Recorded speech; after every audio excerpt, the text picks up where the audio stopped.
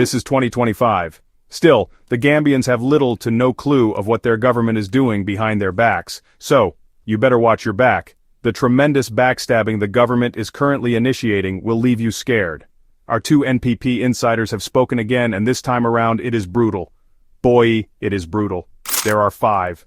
Not 1 or 2 or even 3, but 5 damning losses for the Gambian people going on right now. These two NPP insiders, whose identity we are protecting as part of our agreement we had since the saga when the Gambian president was seriously considering Mohamed Jah as his successor to be a presidential candidate.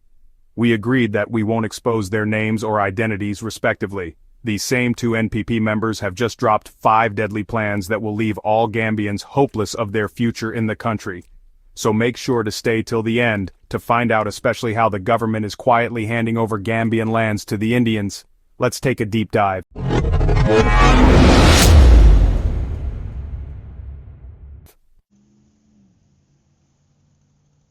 The current issues of our beautiful Gambia is indeed a perplexing one, with the government tailgating the country instead of leading it. Yet, Gambians managed to leave him in power in 2021. It makes us wonder who is fooling who. Is it the Gambian government fooling the Gambians, or Gambians fooling the government? Comment down below. Now let's look at the information we have received from the two NPP insiders. Trust us. This is definitely not looking good at all, and we apologize for putting these bitter revelations in front of you. It's just that we want you to be better informed on the backdoor issues going on in the country that you will never hear from the mainstream media. This is what the mainstream media is not telling you about. The first thing on the list disclosed by the two NPP insiders is the government's refusal to release audit reports. Did you know that since the Gambian presidential election and the current president Adama Barrow was re-elected in power in 2021, there has never been a single audit report released?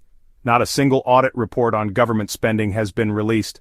How is it even possible that not a single audit on government spending was up for the public to know how their money is being spent? According to the two NPP insiders, the fact of the matter is this. The Gambian government is hiding a huge amount of financial ruin and damage they don't want the public to know. In fact, they went on to state that the 2021 audits are sitting on the desk of the government, the finance minister in particular. Why? Because the findings are simply immensely damning. Billions and billions of dollars of taxpayers' hard-earned money has been washed down the drain and wasted. Instead of signing the audit certificates for the Gambians to find out about this serious financial mess, the government is blocking the reports from ever seeing the general public. This is the only way they can cover up for the huge financial mess. Now let's take a look at some of these damning financial disasters the Gambian government is trying to hide. According to Statista, the Office of the President had overspent its annual budget by $130 million in centralized services, by $435 million without the full disclosure of the overall budget implementation. They went on further to propose that the government's budget deficit had ballooned to $1.47 billion, eclipsing nearly $600 million projection by over 147%. So you see, overspending was particularly pronounced in the Office of the President. Would the government want you to find this out? Absolutely not. What about the funds of the OIC Submit Banjul? With over $300 million worth of funds disappearing without a trace, check this video titled The Gambia's Biggest Financial Disaster in 2024. Check this video to explore more. Furthermore, OIC funds were badly misappropriated, with the government having to borrow funds to purchase the 89 luxury SUVs for the OIC. Again, check this video to explore more. But wait a minute. How about the Gambia's skyrocketing debt to GDP? According to Transparency.org, a global coalition body against corruption, the government reported 84%. However, experts believe this figure is up to 97%. Just like in Senegal, Macky Sall reported a debt of 70%, but investigations by the Court of Auditors revealed a massive debt to GDP of 99.67%. This is what experts believe is happening in the Gambia as well, with the president taking massive amounts of debt without declaring them. So you see, it only makes sense for the government to not release audit reports on government spending, as it will uncover damning figures. Before we move on to the second, this is a humble request to please support our work by liking this video and subscribing to the African Pacific YouTube channel. It's a Gambian-owned channel looking into the happenings of the motherland that are often ignored by mainstream media. Please, show your support by liking and subscribing. Thank you so much, much appreciated. The second thing that was revealed is that the country's largest income-generating asset was handed over to the Turks despite their ugly reputation due to kickbacks.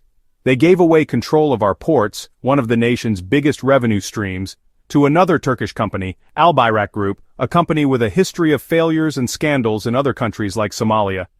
Still, Barrow's government brushed aside all the red flags and handed them the keys. The truth of the matter is that Al Bayrak has a very ugly reputation around the globe, which we have discussed in this video titled, The Gambia's $1 Billion Gamble. We advise you to have a look.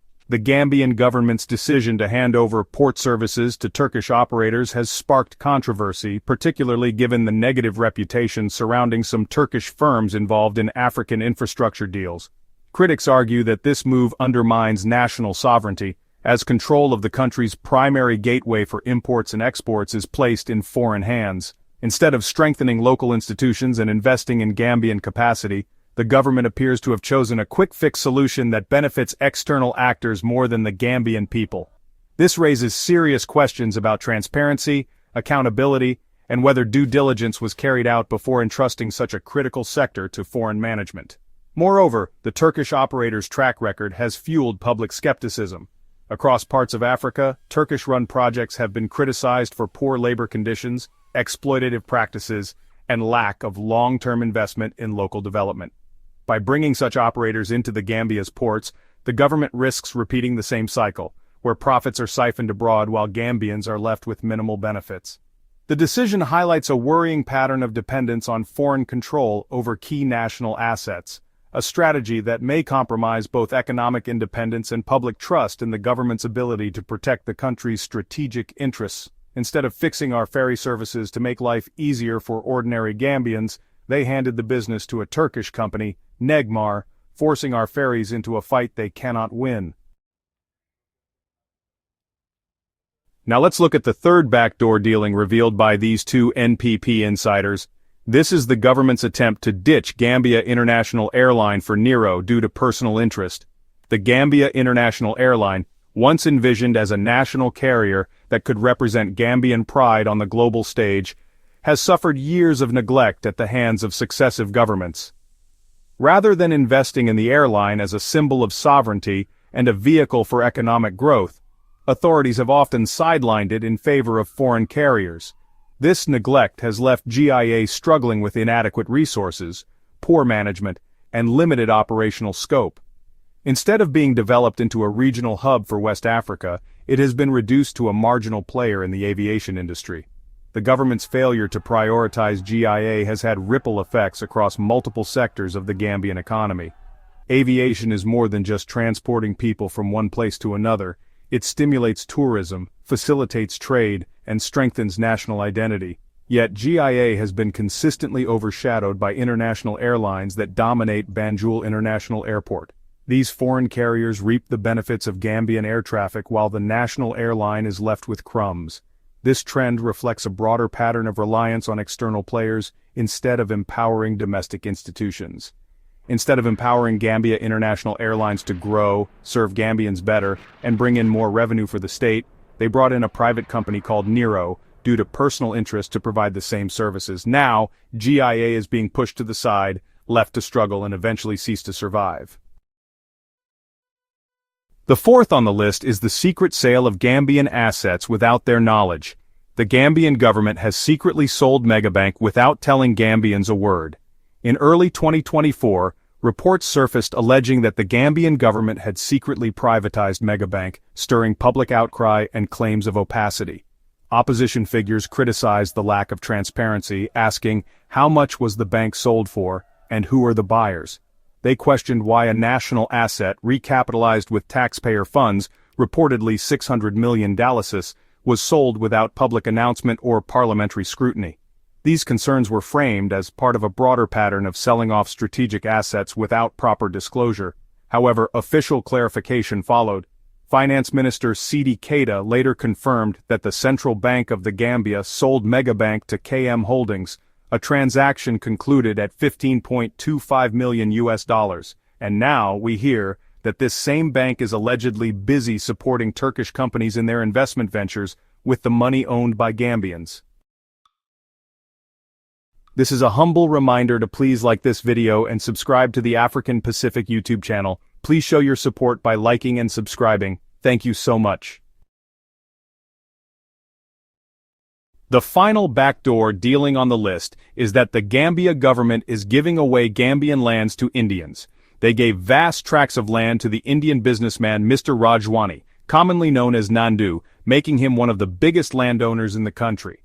He now has enough land to establish an entire Indian village, if he wishes.